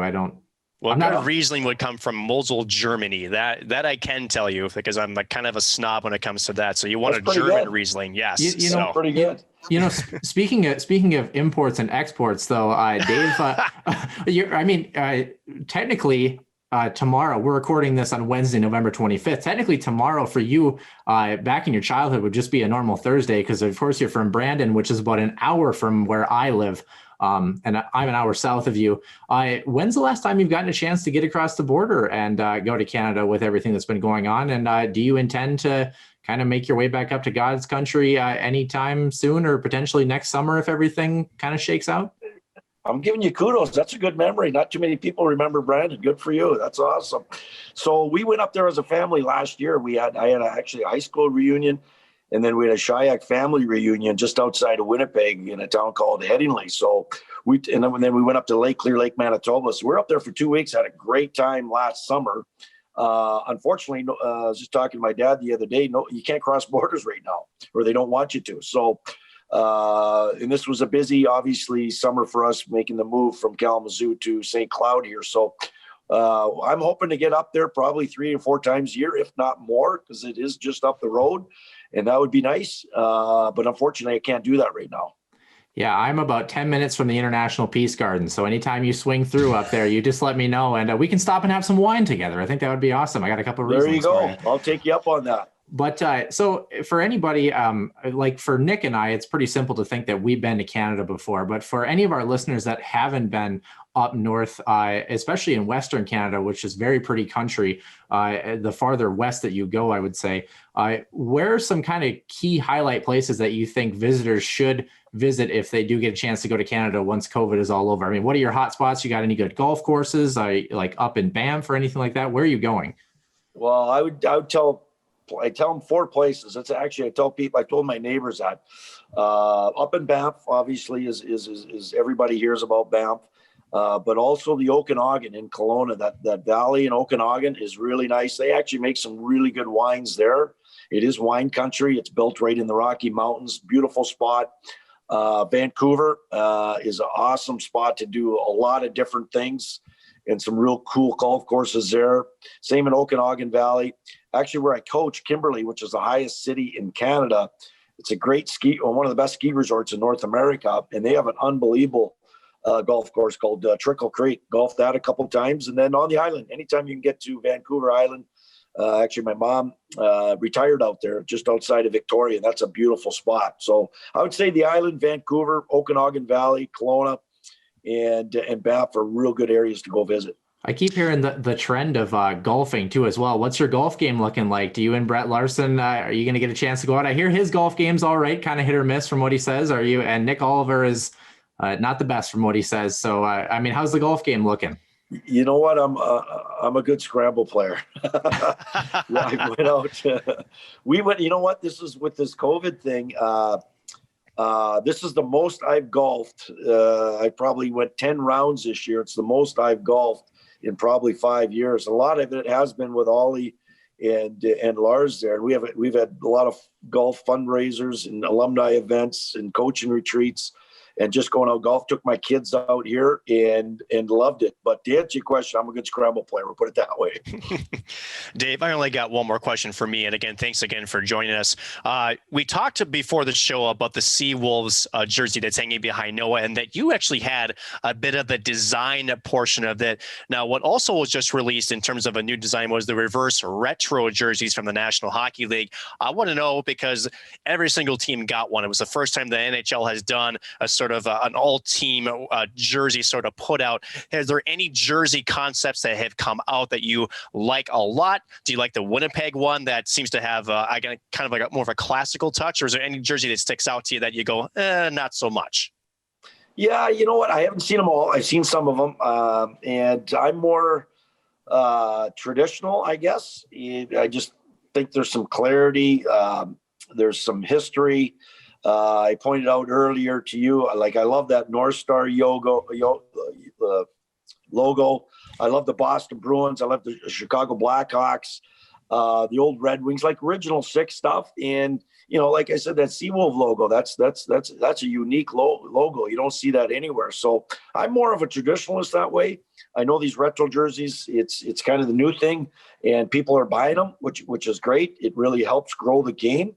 But if I were to have to pick, I'd pick the old style jerseys. I guess I've got a pair of questions, and they kind of build off the same thing. First, let's stick with the jersey design, like Nick had mentioned, where you essentially helped kind of design this jersey. What goes into a jersey designing process, especially as a head coach at your time at the University of Alaska Anchorage? I mean, how does that come about? Do you kind of sit and get like a template or a magazine? What do you call it? A catalog of jersey styles, or how does that process work? Well, you bank it off your coaches, you bank it off your equipment manager, and the guy that you're buying it from, the company you're buying it from, send you some examples, and you like this, you don't like that, and you kind of modify it. And I always go back, like I said, I'm looking at the jerseys in the back, even the old CST in the back there. I love that. I love that setup. It's not a retro looking jersey, but it's a sharp looking jersey that shows history and tradition. And same with the Seawolf one you got in the back there too. I love that setup. So that's where I go back to. And then obviously, I think you want to make it attractive. I think this is a big thing too, make it attractive. What I got to learn out of it is getting the numbers right size, because a lot of our games are on TV and the viewers want to see the numbers as well as the broadcasters. And I never even put any thought into that until I started talking to the organization I worked with out of the cities here. So there is some thought put into it, and you want to make sure it matches and looks cool. Players like it, the fans identify with it, and obviously it's selling what your mascot is. Every broadcaster will thank you for getting the numbers correct on the back of the jerseys, especially in the Herb Brooks National Hockey Center, let me tell you. But my last question that kind of goes through that, and this has been a trend that has continued from when we first had you on June 6th of this past year. Alabama Huntsville was kind of in the doghouse financially. The University of Alaska Anchorage has gone through essentially canceling their winter sports and potentially not having Division I hockey ever again, from what it sounds like. You were a head coach there for quite a while at the University of Alaska Anchorage. I mean, what kind of needs to be done a little bit in college hockey, in your mind, you think, to make teams like UAA more viable? And then, looking back on that, I mean, is it just kind of a really saddening feeling to know that a program that you were at for so long is potentially going by the wayside? Yeah, it's sad. You hate to see any programs fold. You really do, because the game is growing all over the world right now. And when I first started coaching, I think there was only 39 Division I programs, and now it's grown to, you guys probably know better, 62 programs. Yeah. So, which is great for the sport, and it's great for other student athletes because it opens up more doors for them to play, and it's good for school exposure as well, as everybody knows. So, unfortunately, when programs fold, it always comes down to money. It always comes down to money. And your question is, how do we help? And we got College Hockey Inc. that tries to help grow the game, give us exposure. But it comes down to what the university values sometimes, and sometimes the universities don't have the money to support the programs. It makes it tough for the presidents or the chancellors of those universities to make that tough decisions, because it's not always about sports. You got other academic programs that come into the fold as well. But I know Alabama's doing everything they can to keep it afloat with some alums and some money people around their area. And I think Anchorage is doing the same thing. So I would like to see the program stay alive. I think every college coach would say that. Because again, it's helping out 28 student athletes. It's helping out 3 coaches, a strength coach. It's giving jobs to people. And again, I just think it's great exposure for the universities. And it's unfortunate that it's happening to these programs right now. Certainly is unfortunate. But Dave, again, thank you again for joining us. Wonderful to have you. Good luck down in the pod. We will be watching every single game for you guys. We wish you the best of luck. And again, thanks for having us on. We'll hope to have you on again soon. Awesome, guys. You have a great Thanksgiving. I can help out anytime. Let me know. Thanks, Dave. Appreciate it. Take the Huskies Warming House podcast wherever you go. Find the newest episodes or listen to your favorite on iTunes and Podbean. Get all the latest news and updates at huskieswarminghousepodcast.com, and look for our Facebook page, the Huskies Warming House Podcast, as well as our Twitter feed at Warming House Den. Our Twitter feed will host trivia, updates, and questions for fans, as well as a mailbag where you can tweet us anytime with your questions, concerns, or listener suggestion. And for business inquiries, email us at huskieswarminghousepodcast@outlook.com. And again, thanks to assistant coach Dave Shyiak for joining us before he heads over to the pod in Omaha, Nebraska. Always great to have Dave on, and I certainly love and appreciate his insight, especially that mashed potato recipe. I'm curious as to what that garlic salt and what's so special about it coming in from, again, south of the border. I love garlic in my mashed potatoes too, even though I just do the normal, peeled garlic, and I mince it myself and put it in there. But there must be something extra about that, the garlic salt that gives it that extra spice, Noah. But speaking of extra spice, we have to debate to end the show today. Not that we don't debate between text or anything else, because it's just how we are, but we have seen conversations, especially now with the reverse retro jerseys out in terms of the Wild's, jersey history. And there's been some debate on, what jerseys have been good, what jerseys have been bad. Do we like the reverse retro? Should the Wild rebrand itself? So. First of all, what jerseys do you like? What jerseys do you hate? And is the conversation really even there to be had, honestly? Or do you like them all? Do you hate them all? Let's set up the fans of, first of all, what the debate really is, and then we'll kind of give our different opinions on what the jersey spectacular should be, as fans should expect.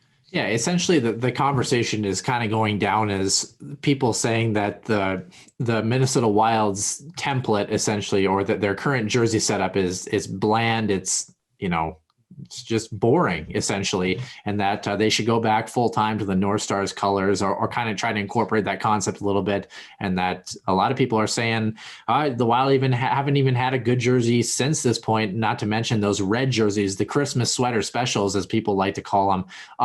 I think a good starting point here, why don't we just start with the current jerseys that are going on right now? The Wild currently don't have an actual alternate jersey. The last time they had an alternate jersey was in the mid 2000s, like 2014, 2015, kind of in that range, when they were having some decent playoff success for the first time. And those were essentially the ones that had the Minnesota, I don't know what you want, wording essentially just said Minnesota across the front of the chest, and then had the stripe running around the shoulders and then the stripes along the bottom. If you look at the Iowa Wild's uniforms, they kind of have a similar style to what those are right now. Those are probably my favorite ones of all time. And the only reason I mentioned that one is that the Wild don't have an alternate jersey anymore, and they should probably bring that one back. But sticking with the current jerseys here, they introduced the new home jerseys, and I believe was it 2018, before the start of the 2018 season, if I'm not mistaken. Yep. And then the road uniforms were just a little bit before that. And the thing that kind of makes the road uniforms iconic is we see a lot more red, especially in the numbering of that uniform, than you see within the home uniforms. They only have that red stripe that runs through the home uniforms. To be honest with you, I mean, that people have to think back, color palettes. I mean, that's really what I'm going to go to here. Like, the Wild's color palette is a really difficult color palette to work with as far as designing jerseys. Like, you think about, the Wild haven't changed jerseys too much, but the Stadium Series jerseys that they had were all right, I thought. I thought they were nice. But that's a hard color palette to work with. And especially because you want to have a little bit of variance between yourself and your AHL club down in Iowa as well. I like the home jerseys. They're not anything flashy. They're not anything that's going to stick out and wow people. But when you have essentially Christmas colors with a little bit of wheat, I love people call them the green and wheat jerseys, essentially. I like the home jerseys. I think they're all right. The away jerseys, again, what do you do? Like, what is the line between that red and not red? Because I don't think you can just put that red band somewhere alone on the jersey. Like, the green is the main color. So the green, you can get away with putting that band, as it makes up predominantly all the striping, all the, the shell colors and everything. And then the numbers are red. I don't think they're that bad. As far as the color palette is concerned, are they the most beautiful jerseys ever? Are they the original 6 Montreal Canadiens jerseys? No, they're not going to be those. But I think they're okay. They're a lot better than the early 2010s when they had the away jerseys that looked like the Columbus Blue Jackets knockoffs that kind of, ran down the arms. The red Christmas jerseys were a definite miss. They were kind of a novelty thing, in my opinion. I thought the original jerseys were all right. The numbering was, with the jagged numbering, was interesting. But I think if they went back to the original jersey style with the original socks, I really love those too. Those are probably one of my favorites, the original greens that they used to wear. I just my question to Minnesota Wild fans is, unless you change the color palette completely, what is your jersey design for the Minnesota Wild? It's just such a difficult palette to work with. So I think with what the staff had to work with the Wild, they did a pretty good job. And if you're looking for something more, well, then you're probably going to have to change the color palette. And then I have to ask you, Nick, at that point, is it right to go back to the North Stars colors, in your opinion? So, complicated question with a complicated answer, right? First of all, I agree with you, at least as far as the color palette, but I think you're missing one thing. The logo itself is also not the most transferable logo in the world either. So it's not like the Bolts or the Red Wings where, it's some complexity to it too, where the color palette has to match the logo too, right? So with the Red Wings, it's a wing and it's red, whatever, easy, right? Now, if you change the color of the Red Wing, I don't know if people really would go too crazy over it. I mean, I'm thinking obviously hypothetically, but with the Wild's logo, the bear, but you have the trees and then you have the little river, you can't really get away with it that much, right? So to me, it's a combination of being sort of handcuffed between the logo itself and, what they did with it, which when it came out was pretty cool, right? But also the color palette has to match that. And I think you're correct when, if you have to rebrand it, then you're almost saying that this logo has to die too, the bear logo. That would give you a little bit more playroom as far as creativity is concerned. And that's where I think where the Wild, and like you mentioned, the green jerseys and the cursive writing sort of came out. It was a tester for that. I like the current greens with the middle wheat stripe across. I like the ways. I mean, if you remember what the away jerseys looked like beforehand, they were bad. And you got to remember too, from the original jerseys were the greens, the whites. The thing that they took away was that gold, right? There's actually a lot more gold in terms of down the sweater, up around the collar, as well as in the shin pads. That basically has gone away. So you're left with basically green and red, and maybe a little bit of that, wheat colors are saying, and they pretty much got the gold out of the way, which I think was good. But really to tie this in to the ultimate question is, do they need to rebrand to North Star colors? Could they? Yes. But if you do that, the logo's got to go then too. I mean, you can't just do a color change for a single of a color change. We talked about this the last couple of episodes where I mentioned I love the way that the North Stars, the reverse retro jerseys looked, but again with that logo, there's a mismatch to me there. So if you're going to permanently change or rebrand yourself, now mind you, Anaheim did this. They were blue and purple, essentially a maroon color, and now they're basically a black and orange. But they changed their logo, they changed everything, and I think you would have to do that. That's expensive. Number one.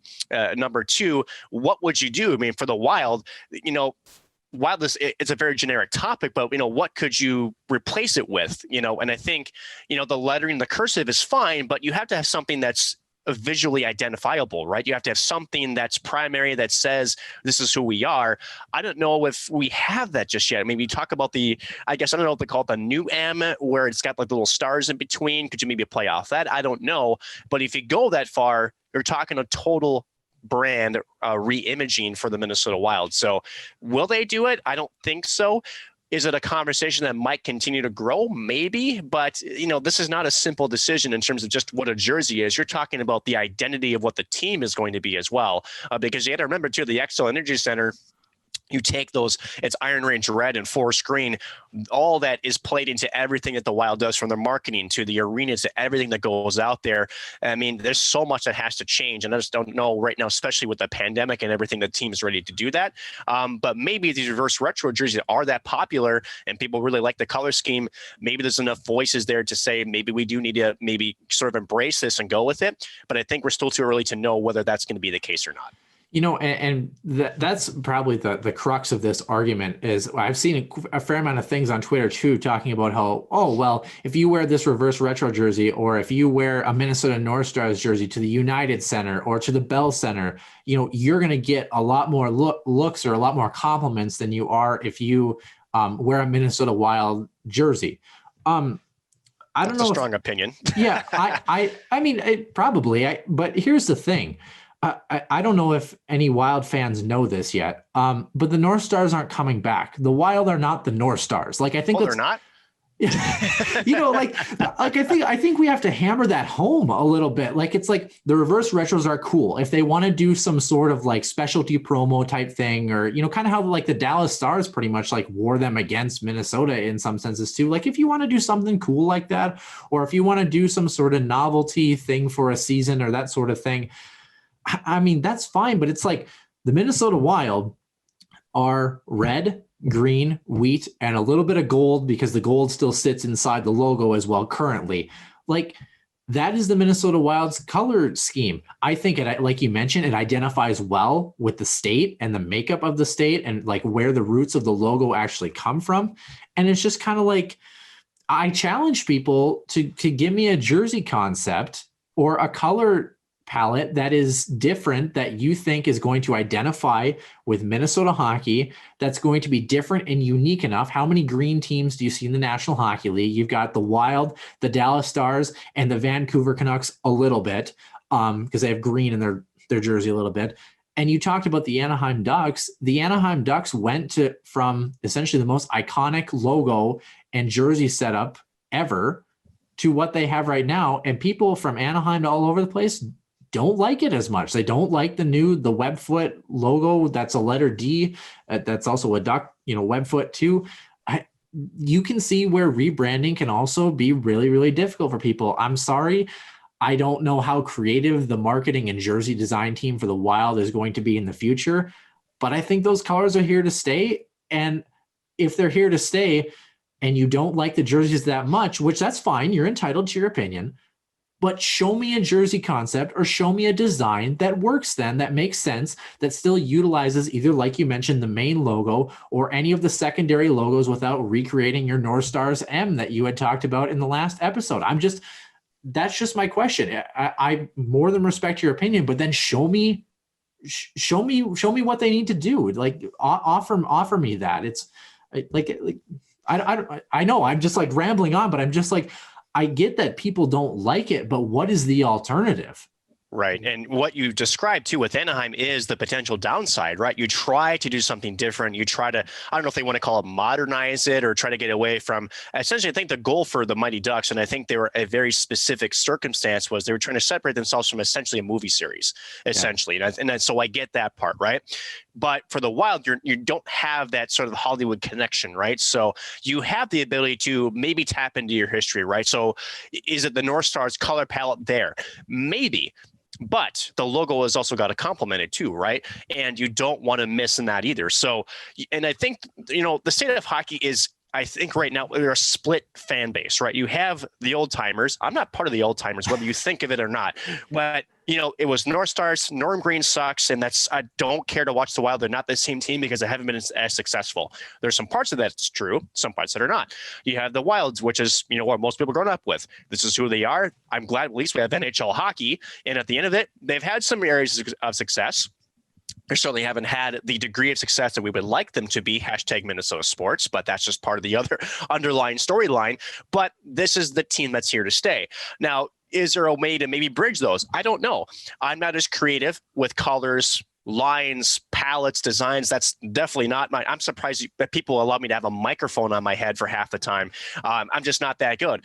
But is there somebody out there who could maybe bridge that gap? I hope there is. But again, anytime you redesign, reimage, or put yourself out there, it's almost like a grand reopening, right? Isn't it, Noah? Because it is, because it's something that's fresh, it's something new, and that while that can be exciting, it's incredibly difficult to really hone in which ones do you like? You have to get some fan input, I would imagine too.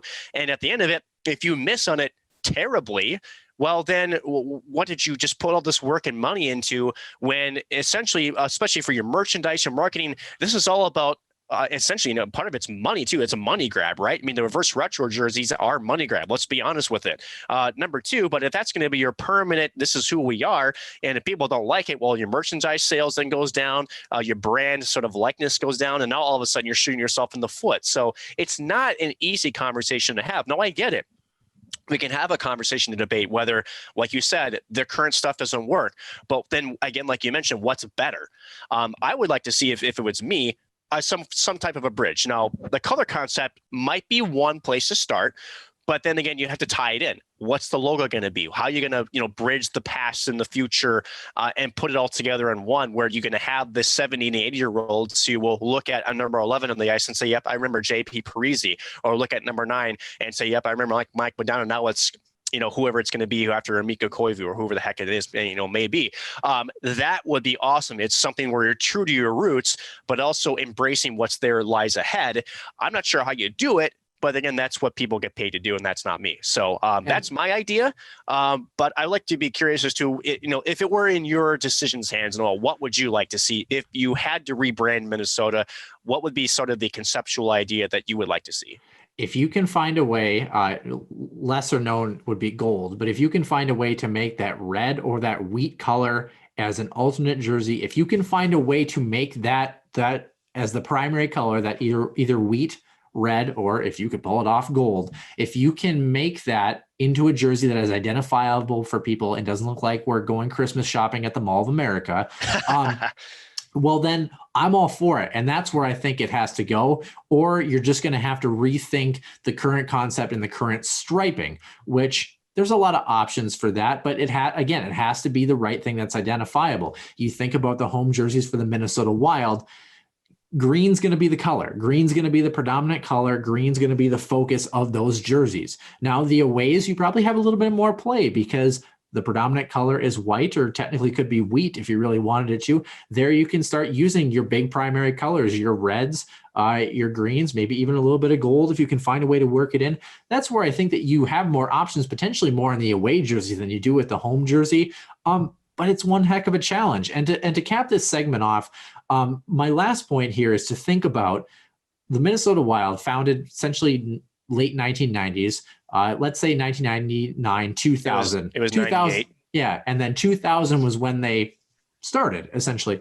Let's think about all of the groups that have done a jersey rebranding. We've already talked about the Anaheim Ducks in the mid 2000s that kind of did their thing, and it's okay. It hasn't really flown as well as people want to bring back the old Mighty Ducks of Anaheim.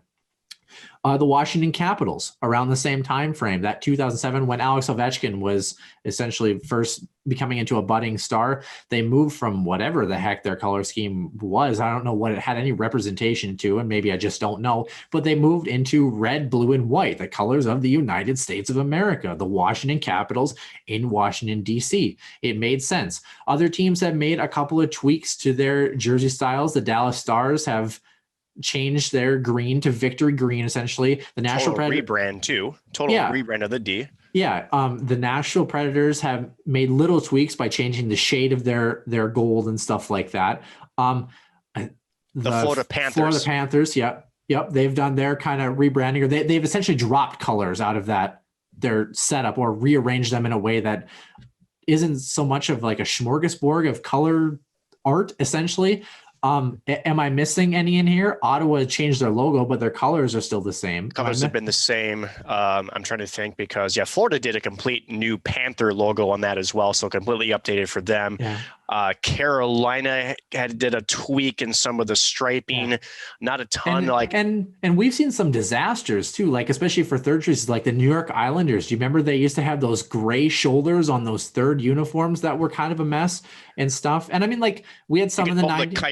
The Coyotes, you could imagine from the original Coyote logo to their now updated, and then they went from Phoenix to Arizona as well. So you talk about rebranding, they did from a city to a state as well. Right. And then like in the late 90s, the Vancouver Canucks move away from their color palette and their really cool skate logo of the Canucks, moving to their essentially red and blue at that point, and then moving to their current color scheme, which is kind of Hartford Whalers colors with a lot more blue emphasis on it. I think probably the Canucks are probably the best rebrand out of that one. I think the Panthers ones are okay too. And the Capitals are all right, but they're really flashy. That's like a really bright red. I'm just saying, name any of those changes that have happened for those teams. Maybe Dallas, just because their green isn't so atrocious anymore. That is like so otherworldly, eye-popping that you said, yes, that is what we're doing.